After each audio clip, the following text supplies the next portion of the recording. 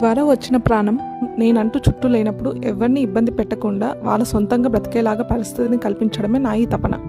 నా ముందే ఒకరు ఇలా అన్నారు, ఇప్పుడంటే చిన్నపిల్లలు వింటారు, పెద్దగా అయ్యాక వినరు అని. ఎప్పుడో వినరు అని నేను ఏది చెప్పకుండా ఏది చేయకుండా వదిలేయలేను కదా.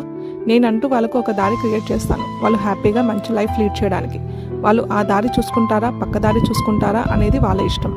కానీ నా బాధ్యత అయితే వాళ్ళకు ఒక మంచి దారి క్రియేట్ చేయడం.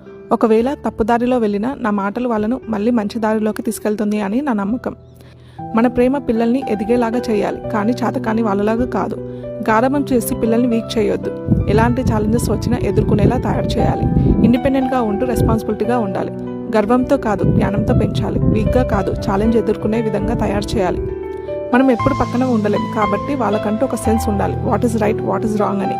They should be able to take decisions by themselves. ఒక డిసిప్లిన్ ఉంటే తప్పు చేయడానికి కూడా భయపడతారు, అట్లీస్ట్ ఆలోచిస్తారు. అదే డిసిప్లిన్ వాల్యూస్ తెలియకుండా పెంచితే ఎంత ఆస్తులు సంపాదించి ఇచ్చినా ఉన్నదంతా ఊడ్చేస్తారు.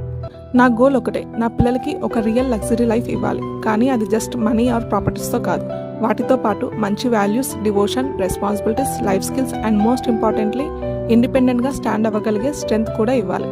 డబ్బుతో పాటు డైరెక్షన్ కూడా ఉండాలి అని అనుకుంటాను.